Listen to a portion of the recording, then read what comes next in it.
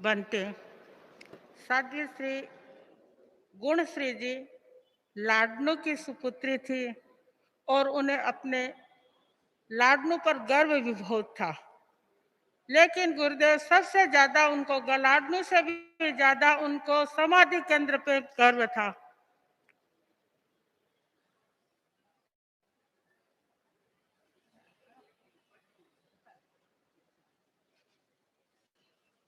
उन्हें समाधि केंद्र पर बहुत गर्व था। कहते हैं कि समाधि केंद्र में सबसे ज्यादा रहने वाली वो थी। उन्होंने 34 वर्ष तक समाधि केंद्र में प्रवास किया। दूसरी बात, वो समाधि केंद्र के नियमों के प्रति बहुत जागरूक रहती थी। हमारे साथियां तो कहती है कि उनकी आंखें इस बात को इतनी जल्दी पकड़ती थी कि कौन कहाँ गलती कर रहा है, और वो उन्हें कहना भी नहीं चूकती थी। कहती थी कि हमें अपने समाधि केंद्र के गौरव को सुरक्षित रखना है। तीसरी उनकी विशेषता थी कि इन वर्षों में कई वर्षों से वे प्रतिदिन 10 वैकालिक का स्वाध्याय करती थी। स्वाध्याय के प्रति उनका अच्छा लगाव था। उनको कंठस्थ भी अच्छा आता था और उसके साथ साथ वे स्वाध्याय भी बहुत करती थी। और वे जो भी व्यक्ति कोई नया आता या प्रदेश बाहर से आता तो उनके साथ बातचीत करना और उन्हें संघीय गौरव की बात बताना, उन्हें त्याग प्रत्याख्यान कराने में उनकी अच्छी रुचि थी। वे हर दृष्टि, और तीसरी बात है कि वे साधुत्व की हर चर्या के प्रति गौरव अनुभव करती थी।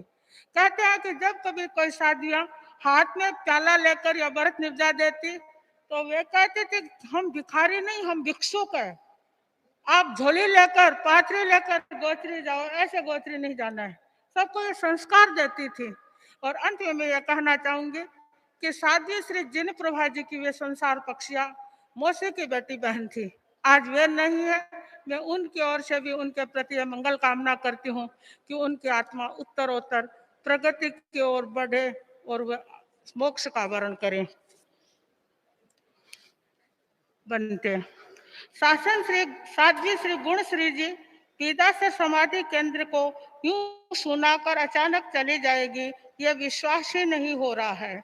इतनी वेदना होने पर भी पूज्य प्रवर और आप श्री के दर्शन करने की उनके मन में उत्कृष्ट भावना थी। आचार्य प्रवर व आप श्री के सामने भाषण बोलने की तैयारी पिछले 1 महीने पूर्व से ही आरंभ कर दी थी। प्राय मुझे 1-2 पंक्ति याद कर सुनाती थी। हमने साध्वी श्री को संथारने के लिए निवेदन भी किया, किंतु उन्होंने कहा संथारो पचका दो। जत पछे गुरुदेव रा साध्वी मां सत्या जी महाराज दर्शन किया होसी, पहला दर्शन करा दो पछे ते को जी कर लेशू। दिनांक 5 अगस्त को मुझे सुबह लगभग 10 बजे कहने लगी प्रमुखा श्री जी मां पर खूब कृपा है, मां सत्या जी महाराज का दर्शन कर लूं, बात कर लूं, आई मारी तमन्ना है। साध्वी प्रमुखा श्री जी शु मारी दीक्षा पहली हुई पर वह गुणा में सगला शु आगे बढ़ गया। मां सत्या जी होड़ काई कोई को नहीं कर सके।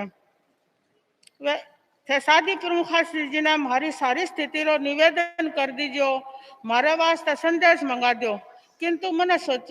किंतु मैंने सोचा थोड़ी देर बाद ये सारा निवेदन कर दूंगी। इतनी जल्दी ये सब हो जाएगा कल्पना भी नहीं की थी। मुझे बहुत धोखा हो रहा है, पश्चाताप हो रहा है कि आपके प्रति इतनी गहरी भावना को मैं आप तक नहीं पहुंचा सकी। आप श्री के संदेश की भावना को मैं सहयोगी नहीं बन सकी। वे मन में ही इच्छा लेकर अचानक चली गई। पूज्य प्रवर ने अनंत कृपा करवाई, हमें विदासर की चाकरी प्रदान करवाई तथा आप श्री के कृपापूर्ण वरद हस्त से ही हमारी मनोकामना सफल हुई। लगभग 5 महीनों तक उनकी सेवा कर हमें अत्यधिक आनंद की अनुभूति हुई। हमें यह सौभाग्य पूर्ण रूप से प्राप्त होता। ये साध्वी गुणश्री जी का हमें भरपूर स्नेह वात्सल्य मिला, उनकी कृपा मिली।